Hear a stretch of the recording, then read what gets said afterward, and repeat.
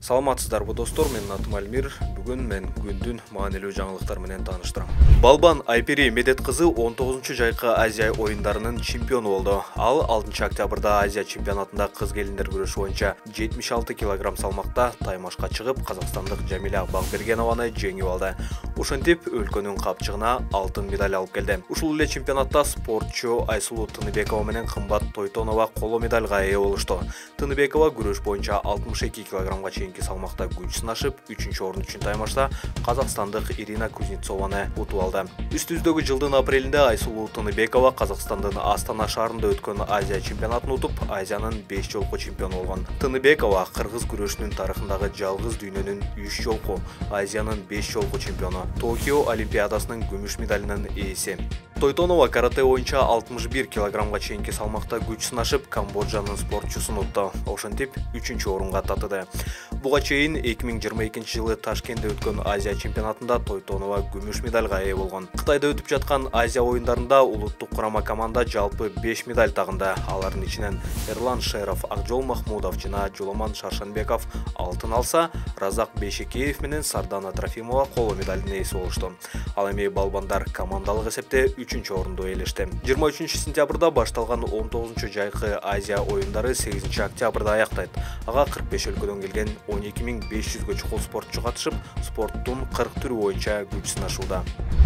Атайын комитет тарабынан кармоо учурунда жок кылынган Камчы Көлбаевдин уюшкан кылмыштуу тобунун Тайсан Кайман аттуу мүчөсү 6 октябрда Талас облусунда пара талап кылууга шектелип кармалды. Шектүү Көлбаевдин кылмыштуу тобунун атынан Талас шаарынын көзөмөлдөөчүсү болгон. Ал автомектептин мугалимине компроматтык маалыматтарды Ички иштер министрлигине жана УКМКнын кызматкерлерине берем деп коркутуп, кысымга алуу менен 70 000 сом акча талап кылганы маалымдалды. Иликтөө иштеринин натыйжасында шектүү опузалап талап кылынган сумманын 30 000 сомдук бөлүгүн алып жаткан учурда кармалып, убактылуу кармоочу жайга киргизилди.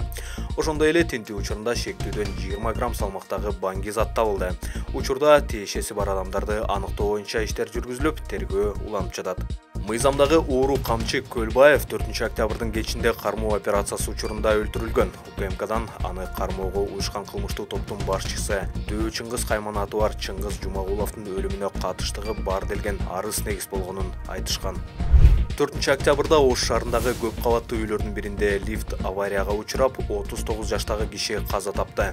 Үйдүн жашоочулары куруучу компания турак жайды толугу менен бүтүрбөй, сапатсыз кылып тапшырып койгонун, ал эми лифт боюнча буга чейин бир нече жолу арызданышканын, бирок эч кандай жыйынтык болбогонун айтышты. Курманжандатка көчөсүндө жайгашкан 12 кабаттуу үйдүн тургундарынын укуктарын коргогон жактоочу Ислам Ахмедов турак жай пайдаланууга берилерде текшерүүдөн өтпөгөнүн билдирди. Жактоочу турак үй Gold City жоопкерчилиги чектелген коому тарабынан курулганын айтты. Биз апрель айынан тарта келишим түзүлгөндөн бери эле текшерүүдөн өтпөгөнүн айтып, нааразы болуп келе жатабыз. Лифти абдан сапатсыз. Үйдү курган компания лифт курган компанияга шылтап коюшу мүмкүн. Бул күнгө чейин канчалаган жашоочулар лифтте камалып калып арыз жазышкан. Иштери каралып, эскертүү берилип, кыскартылып жүрө берген. Андыктан ушул ишти карап тиешелүүлөрдү жоопко тартуу талабы менен президентке, УКМКнын төрагасына кайрылабыз, деди Ахмедов. Бүгүн 6 октябрда Бишкектин Октябрь райондук сотунда Бишкек шаардык прокуратурасынын Клоп Медиа коомдук фондун жоюуну талап кылган арыз боюнча баштапкы соттук уктуруу улантылды. Сотто Клоптун юристтери процесске 3-жак катары Юстиция министрлигин катыштыруу тууралуу өтүнмө беришти. Себеп дегенде дал ошол ведомствонун Клоп Медиа жалпыга маалымдоо каражаттарынын реестринде жок.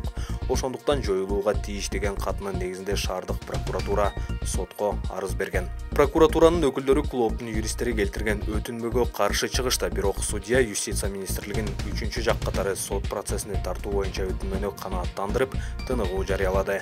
Кийинки отурум 23 октябрда саат 1:30 өтөт.